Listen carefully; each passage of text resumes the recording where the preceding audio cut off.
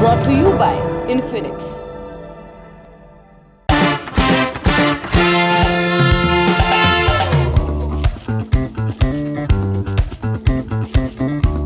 मालदीव नाम तो सुना ही होगा।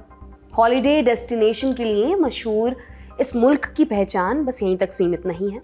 और क्या है, ये समझने के लिए पहले एक किस्सा आपको सुनाते हैं। तो ये तारीख थी 3 नवंबर 1988 की। जगह विदेश मंत्रालय का दफ्तर, नई दिल्ली। सुबह के 6:30 बजे फोन की घंटी बजी। दूसरी तरफ से घरघराती आवाज आई, we are under attack, please save us, यानी हम पर हमला हो रहा है, हमारी मदद कीजिए। ये गुजारिश नई दिल्ली से लगभग 3000 किलोमीटर दूर बसे एक शहर से आई थी, मालदीव की राजधानी माले से। महाराष्ट्रपति अब्दुल गयूम को कुर्सी से हटाने की कोशिश चल रही थी। विद्रोही गुट राजधानी में तबाही पर उतारू था। तब गयूम ने बदहवासी में फोन मिलाना शुरू किया। श्रीलंका और पाकिस्तान ने हाथ जोड़ लिए, बोले हम कुछ नहीं कर पाएंगे। ब्रिटेन और अमेरिका मदद के लिए राजी थे, मगर उन्हें मालदीव पहुंचने में काफी वक्त लग सकता था। वे बोले भारत से बात करके देखो। फिर गयूम ने नई दिल्ली फोन किया, भारत ने हामी भर दी। उस समय प्रधानमंत्री राजीव गांधी कोलकाता में थे। उन्हें फौरन नई दिल्ली आने के लिए कहा गया। वो आए। सुबह 9 बजे मीटिंग चालू हुई। उससे पहले ही इंडियन आर्मी मिशन की तैयारी शुरू कर चुकी थी। दोपहर के 3:30 बजे भारतीय सेना के लगभग 400 जवानों ने माले के लिए उड़ान भरी। उनके पास बहुत कम जानकारी उपलब्ध थी। इमरजेंसी मीटिंग में रेफरेंस के लिए टूरिस्ट गाइड बुक दिखाई गई थी। खैर, भारत की फौज माले में उतरने में सफल रही। हुलहुले एयरपोर्ट पर पहरा बिठाया। फिर वे गयूम को सुरक्षित ठिकाने पर ले गए। अगली सुबह तक अधिकांश विद्रोही मारे जा चुके थे। मास्टरमाइंड अब्दुल्ला लुत्फी अरेस्ट हो चुका था और गयूम अपने देश और इंटरनेशनल प्रेस को संबोधित कर रहे थे। उसी रोज एक और संबोधन हुआ। राजीव गांधी का संसद में बोले, मालदीव हमारा सबसे करीबी और दोस्ताना पड़ोसी है। उसने मदद की अपील की थी। हमें गर्व है कि हमारी सेना उन्हें बचाने में कामयाब रही। ये ऑपरेशन कैक्टस था, जिसके जरिए भारत ने मालदीव को बर्बाद होने से बचाया था। मालदीव ने उस समय इसका मान रखा था, लेकिन 35 बरस बाद माहौल काफी बदल चुका है। यहाँ एक ऐसा धड़ा पनपा है जो इंडिया आउट का कैंपेन चलाता है और चीन के साथ गलबहियां करने की बात करता है। इसी वजह से मालदीव भारत और चीन के बीच जारी प्रभुत्व की जंग का मैदान बन गया है। इसमें किसका पलड़ा भारी होगा, ये 30 सितंबर 2023 को मालूम चलेगा। और उस दिन क्या है? राष्ट्रपति चुनाव की वोटिंग है। 2 कैंडिडेट्स हैं, एक भारत का समर्थक है जबकि दूसरा चीन का। इसलिए चुनाव मालदीव की जनता के साथ साथ पूरे इलाके का भविष्य भी तय करने वाला है। तो आज हम जानेंगे मालदीव की पूरी कहानी क्या है, वहां का राष्ट्रपति चुनाव इतना खास क्यों बना और भारत और चीन के लिए दांव पर क्या लगा है। नमस्कार, मेरा नाम दिव्यांशी सुमराव है। आप देखना शुरू कर चुके हैं लल्लन टॉप का अंतर्राष्ट्रीय प्रसंगों से जुड़ा रोजाना का कार्यक्रम दुनियादारी, जहां आज कहानी मालदीव की। पहले बेसिक्स क्लियर कर लेते हैं। मालदीव हिंद महासागर में बसे द्वीपों की श्रृंखला वाला देश है। लगभग 1200 द्वीप हैं। लगभग 200 पर इंसानों की बसाहट है। जमीनी सीमा किसी भी देश से नहीं लगती है। सबसे नजदीक में भारत और श्रीलंका है। मालदीव के पास महज 300 वर्ग किलोमीटर जमीन है। ये उत्तर प्रदेश की राजधानी लखनऊ से भी आधा है। इससे आप आकार का अंदाजा लगा सकते हैं। आबादी लगभग 5,22,000। सुन्नी इस्लाम राजकीय धर्म है। 98% से अधिक लोग मुस्लिम हैं। बाकी में ईसाई, बौद्ध और हिंदू आते हैं। राजधानी है माले। मुल्क की आधी आबादी यहीं पर बसती है। नई दिल्ली से हवाई मार्ग से माले की दूरी लगभग 3000 किलोमीटर है। सबसे नजदीक में लक्षद्वीप का मिनिकॉय है। मालदीव से उसकी दूरी महज 130 किलोमीटर है। एक समय उसने मिनिकॉय पर अपना दावा ठोका था। 1976 में उसने भारत का क्लेम मान लिया। करेंसी का नाम मालदीवी रुपया। 1 रुपया में लगभग 5.5 भारतीय रुपए होते हैं। इंटरनेशनल मॉनेटरी फंड के मुताबिक मालदीव की जीडीपी 80,000 करोड़ रुपए है। प्रति व्यक्ति आय लगभग 16 लाख रुपए है, भारत से 7 गुना ज्यादा। 2022 में दोनों देशों के बीच लगभग 4,000 करोड़ रुपए का कारोबार हुआ। इसमें से 98% से अधिक राशि का सामान भारत ने निर्यात किया। क्या क्या बेचा? रिफाइंड पेट्रोलियम, आटा, सब्जी, दाल, चावल, अंडे, दवाइयां आदि। मालदीव से क्या खरीदा? मछली, वाद्य यंत्र, स्क्रैप मेटल आदि। अब हिस्ट्री भी जान लेते हैं। पुरातत्वविदों को मालदीव में इंसानों की पहली बसाहट का निशान 1500 ईसा पूर्व में मिला। दावा है कि शुरुआती बाशिंदे भारत से आए थे, उसके बाद श्रीलंका से वे अपने साथ बौद्ध धर्म लाए। फिर 12वीं सदी में अरब देशों के व्यापारियों ने दस्तक दी, उनके साथ इस्लाम आया। तब मालदीव में बौद्ध राजा धोवेमी का शासन था, वो इस्लाम से प्रभावित हुए, उन्होंने अपना धर्म बदल लिया, नाम रखा मोहम्मद अल आदिल। देखा देखी जनता ने भी इस्लाम अपना लिया। 8 शताब्दियों के बाद इसका प्रभाव बरकरार है। फिर आई 16वीं सदी, उपनिवेशवाद का दौर शुरू हुआ। यूरोप से मालदीव पहुंचने वाला पहला देश था पुर्तगाल। उसने 1568 से 1583 तक वहां शासन किया, लेकिन स्थानीय शासकों ने उन्हें खदेड़ दिया। 17वीं सदी में डचों ने सिलोन यानी कि अब श्रीलंका पर कब्जा किया।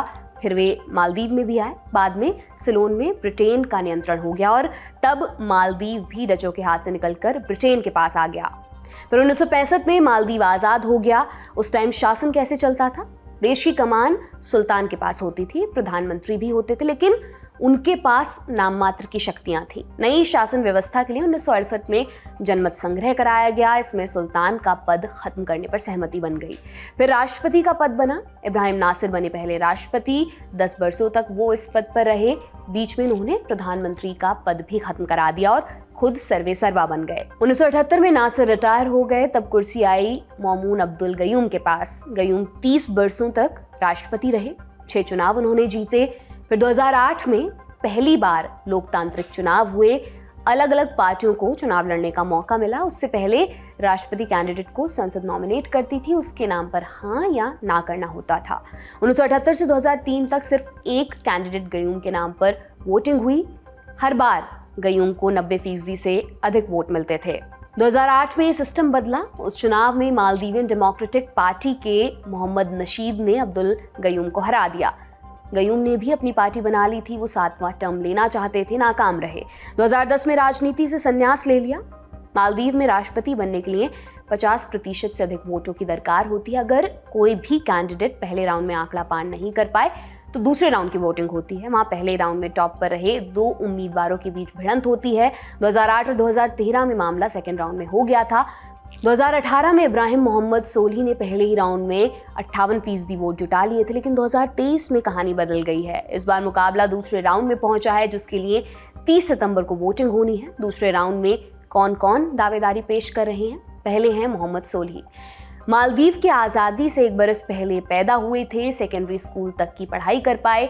1994 में पहली बार सांसद बन गए। 2003 में सरकार के खिलाफ प्रोटेस्ट में उन्होंने हिस्सा लिया। MDP के फाउंडिंग मेंबर्स में से हैं। 2008 के राष्ट्रपति चुनाव में जीते मोहम्मद नशीद उनके रिश्तेदार हैं। नशीद की बहन से सोलही की शादी हुई है। 2018 में सोलही 58% से अधिक वोट पाकर राष्ट्रपति बने। 2023 में दूसरी बार चुनाव लड़ रहे हैं। पहले राउंड में 39% वोट उन्हें मिले। दूसरे उम्मीदवार हैं मोहम्मद मुइज़्ज़ू। फिलहाल वो राजधानी माले के मेयर हैं। उनकी पार्टी का नाम है पीपल्स नेशनल कांग्रेस। ये पार्टी 2019 में बनी पूर्व राष्ट्रपति अब्दुल्ला यामीन के सपोर्ट से। यामीन 2013 से 2018 तक राष्ट्रपति थे। उनके खिलाफ मानवाधिकार उल्लंघन और भ्रष्टाचार के आरोप लगे। 2019 में करप्शन के एक केस में 11 बरस की सजा हुई। फिलहाल जेल में है। मुइज़्ज़ू को उनका उत्तराधिकारी माना जाता है। मुइज़्ज़ू ने ब्रिटेन में इंजीनियरिंग की पढ़ाई की है। 2012 में पॉलिटिक्स में आए थे, कैबिनेट मिनिस्टर बने। राजधानी को इंटरनेशनल एयरपोर्ट से जोड़ने वाला पुल उनकी निगरानी में बना। इस पुल में चीन का पैसा लगा है और भी कई चाइनीज प्रोजेक्ट्स में उनकी भागीदारी है। 2021 में मुइज़्ज़ू ने माली के मेयर का चुनाव जीता। उन्होंने सत्ताधारी MDP के कैंडिडेट को हराया था। तभी से उन्हें सोलही के प्रतिद्वंदी के तौर पर देखा जा रहा था। बाद में पार्टी ने उनको टिकट भी दिया। पहले राउंड की वोटिंग में मुइज़्ज़ू को 46% वोट मिले। उन्हें जीत का प्रबल दावेदार माना जा रहा है। ये तो हुई मालदीव की कहानी, लेकिन इसकी चर्चा भारत और चीन में क्यों है? इसकी वजह है दोनों उम्मीदवारों की विदेश नीति। सोलही को इंडिया फर्स्ट का समर्थक माना जाता है। हालांकि वो इससे इनकार करते हैं, कहते हैं एक से दोस्ती का मतलब दूसरे से दुश्मनी नहीं है, लेकिन उनके आलोचक ये मानने के लिए तैयार नहीं हैं। हमने जवाहरलाल नेहरू यूनिवर्सिटी में साउथ एशियन स्टडीज के प्रोफेसर संजय भारद्वाज से पूछा, सोलही और मुइज़्ज़ू की पॉलिटिक्स में क्या अंतर है? भारत को लेकर उनका क्या रुख रहा है? सुनिए उन्होंने क्या कहा। सोलही है वो प्रो इंडिया एक फोर्स माना जाता है मालदीव की राजनीति में, उन्होंने भारत के साथ मिलकर पिछले 5 सालों में काफी डेवलपमेंट किया, काफी प्रोजेक्ट्स लेके आए और भारत के साथ एक अच्छे आर्थिक और रणनीतिक संबंध बनाए। जो मोइजू है, मोहम्मद मोइजू, वो अपोजिशन फोर्सेस हैं, वो एंटी इनकम्बेंसी का फायदा उठाना चाहते हैं और साथ ही साथ अपने आप को भारत इंडिया आउट का एक नारा के आधार पे अपनी राजनीति को चमकाने की कोशिश कर रहे हैं। उनको निश्चित रूप से जो एक्स्ट्रा रीजनल पावर है, चीन है, उसका समर्थन मिल रहा है और जो एंटी सोली फोर्स है, उनका भी उनको समर्थन मिल रहा है और उसके आधार पे वो अपनी राजनीति चमकाना चाहते हैं। निश्चित रूप से जब आप 5 साल सत्ता में रह लेते हैं तो उसके बाद आपके आपके ऊपर कई तरीके के, चाहे वो इन्फ्लेशन का इशू हो, अनएम्प्लॉयमेंट का इशू हो, बाकी दूसरे मुद्दे आते हैं और उसमें एंटी इनकम्बेंसी फैक्टर्स होते हैं, तो उसकी वजह से एक विरोधी विरोधी मत जगता है। लेकिन एक उसमें एक बड़ी बात यह है कि जो पहले एमडीपी के प्रेसिडेंट रहे मोहम्मद नशीद, उनसे सोली के साथ कुछ प्रॉब्लम्स हुआ और उसकी वजह से उन्होंने पिछले कुछ महीनों पहले एक अपनी पॉलिटिकल पार्टी बनाई, द डेमोक्रेट्स, और उसने अपना एक कैंडिडेट फ्लोट किया और उस कैंडिडेट को 7% वोट मिले। तो निश्चित रूप से पहले और दूसरे के बीच में कंटेस्ट है, जहां पे सोली को लगभग 39% वोट मिले हैं और मोइजू को 46% वोट मिले। अब सेकंड राउंड का वोटिंग 30 तारीख को होने वाला है और इसमें बेसिकली प्रो इंडिया और एंटी इंडिया ये कह दीजिए, या प्रो इंडिया और प्रो चाइनीज फोर्सेस के बीच में एक एक्सटर्नल रूप से देखा जा रहा है। इंटरनली जो ग्रुप्स बने हुए हैं, जो फ्रैक्शंस हैं, उनके बीच में कंटेस्ट है। बीबीसी की रिपोर्ट के मुताबिक भारत ने 2010 और 2013 में मालदीव को 2 हेलीकॉप्टर और 2021 में एक एयरक्राफ्ट गिफ्ट में दिए थे। कहा कि इनका इस्तेमाल सर्च एंड रेस्क्यू ऑपरेशंस में होगा, मगर दिसंबर 2021 में रिपोर्ट आई कि इन्हें भारतीय सैनिक ऑपरेट कर रहे हैं। इसी के खिलाफ इंडिया आउट कैंपेन शुरू हुआ था। उस प्रोटेस्ट को मोइजू लीड कर रहे थे। इसके अलावा भारत और चीन ने मालदीव में बेहिसाब पैसा लगाया है। ये पैसा ग्रांट और लोन के तौर पर दिया गया है। दोनों तरफ के विरोधी और समर्थक अपने अपने हिसाब से इसकी व्याख्या कर रहे हैं। हमने इस संदर्भ को विस्तार से समझने के लिए ऑब्जर्वर रिसर्च फाउंडेशन में एसोसिएट फेलो आदित्य गोडारा शिवमूर्ति का रुख किया। पूछा, मालदीव के साथ भारत के क्या हित जुड़े हुए हैं, भारत के लिए उसकी अहमियत क्या है। ठीक है, तो ये मालदीव्स हमारे लिए इसलिए अहमियत है क्योंकि एक तो हमारा जो हिस्टोरिकल एंड कल्चरल इंटरेक्शन है इसके लिए एक है, और दूसरी बात यह है कि जो मालदीव्स है वो जो इंडियन ओशन में आता है वो हमेशा इंडिया का एक स्पीयर ऑफ इन्फ्लुएंस में आता है। इंडियन ओशन हमेशा इंडिया का स्पीयर ऑफ इन्फ्लुएंस में है, तो इसलिए ये भी बात हुई थी कि Maldives has become an important island nation.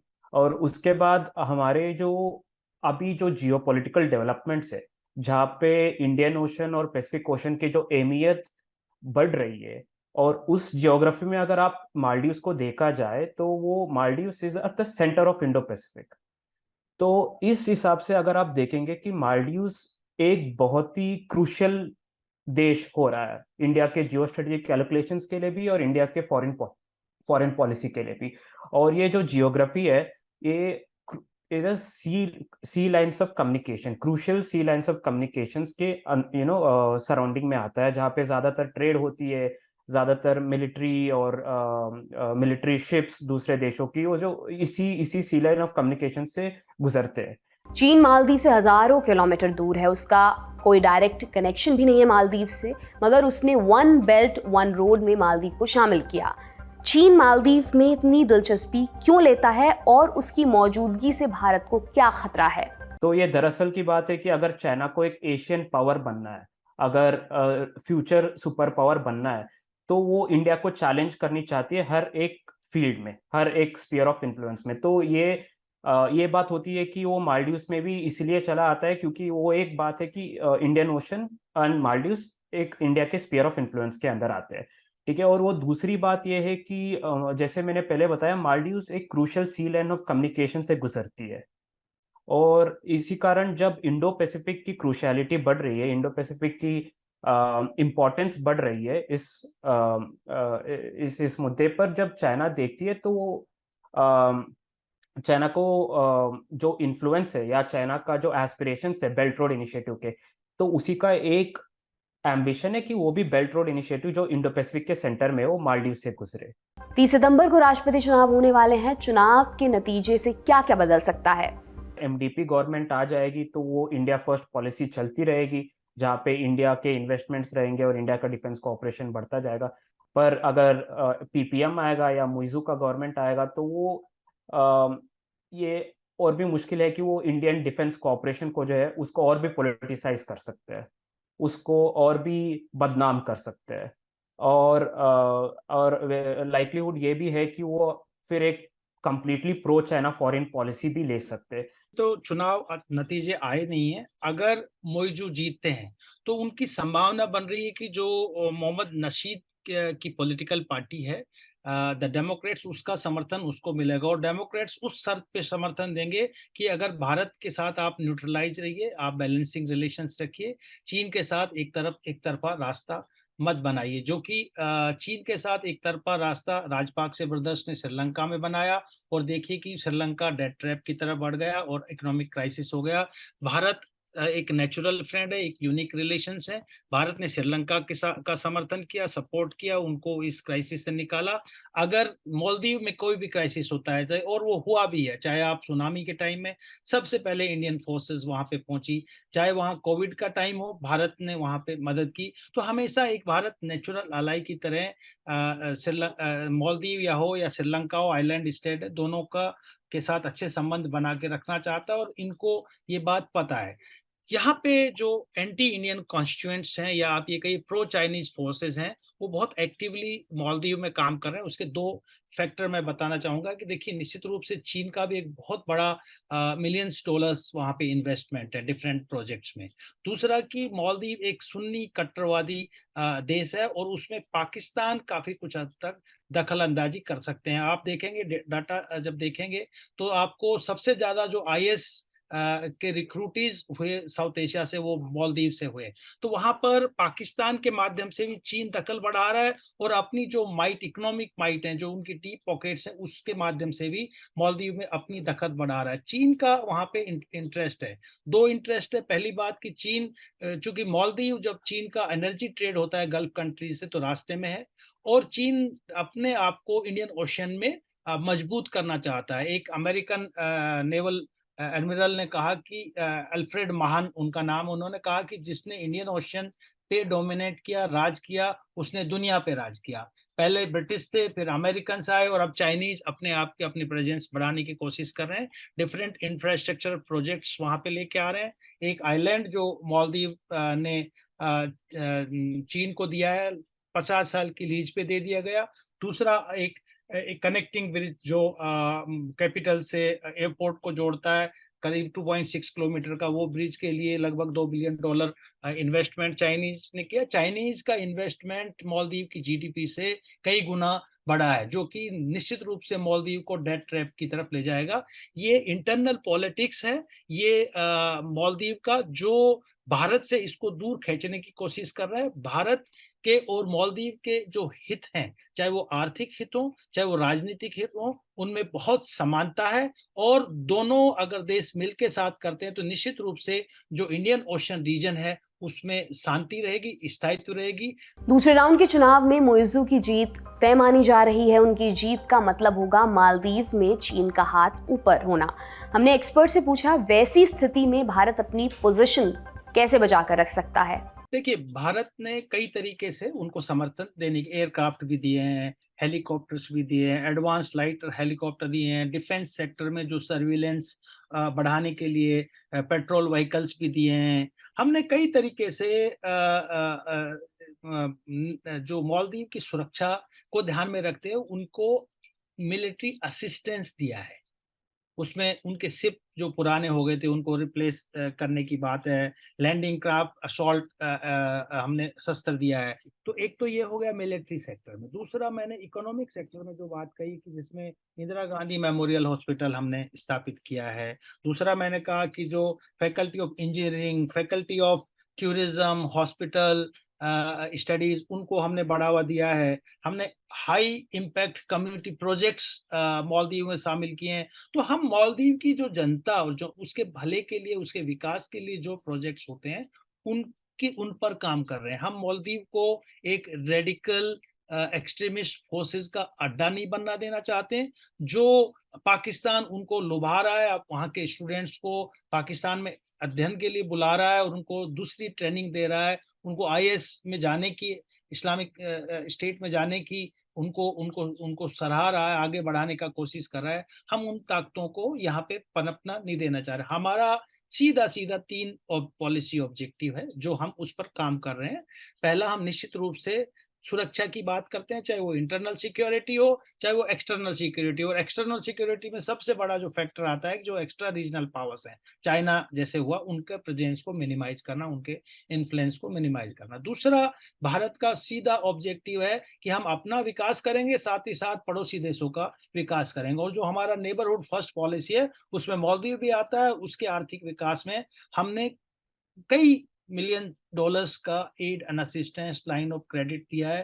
Different projects की मैं बात कर चुका हूँ। हमने वहाँ पे रोड, कई कई कई आइलैंड्स को जोड़ने के लिए, ब्रिज बनाने के लिए लाइन ऑफ क्रेडिट दिया है। बहुत ही सॉफ्ट लोन हम उनको कहेंगे।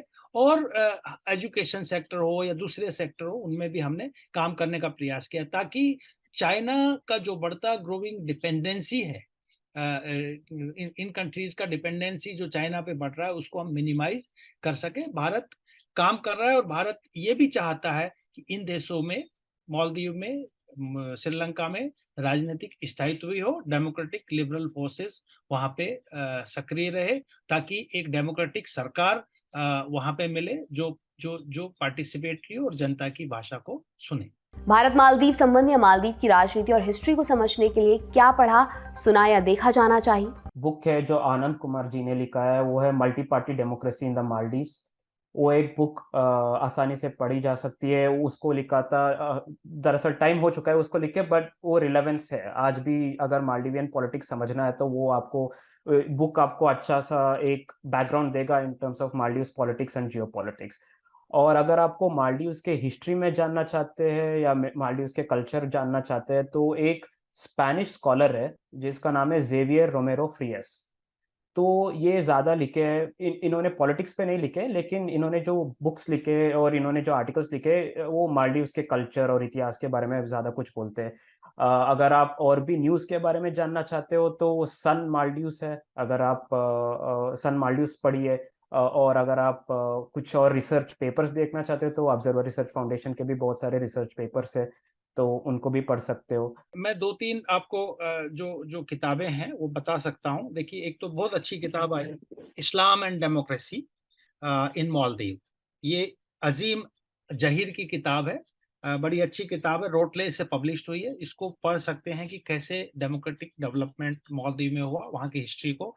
एक अहमद नजीर की किताब है, Maldives from dictatorship to constitutional democracy. ये दूसरी अच्छी किताब है जिसको पढ़ सकते हैं। एक जो मैंने जिक्र किया एक्सट्रीमिज्म और जो बढ़ रहा है, उसमें जे रॉबिन्सन की एक किताब है, the Maldives Islamic Republic, basically पहले लिखी गई, और इसमें ये काफी कुछ हद तक मालदीव के बारे में लिखा गया। तो जो पॉलिटिकल स्टेटस है या मालदीव को जानने के लिए ये किताबें पर्याप्त होगी। बाकी 2 और सोर्स मैं बताता हूँ। आईडीएस से, जो हमारा इंस्टीट्यूट ऑफ डिफेंस एनालिटिक्स, वो रेगुलर इस पे लिखते रहते हैं। आईसीडब्ल्यूए भी रेगुलर इस पर लिखते रहते हैं। जेएनयू से भी फैकल्टीज लिखते रहते हैं। अगर आईडीएस से और आईसीडब्ल्यूए को फॉलो करते हैं तो उसमें भी मालदीव के बारे में काफी कुछ अपडेट आपको। आज की दुनियादारी में दोस्तों इतना ही। कल फिर आपसे मुलाकात होगी, इसी उम्मीद के साथ मैं विदा लेती हूँ। शुभ रात्रि, शुक्रिया।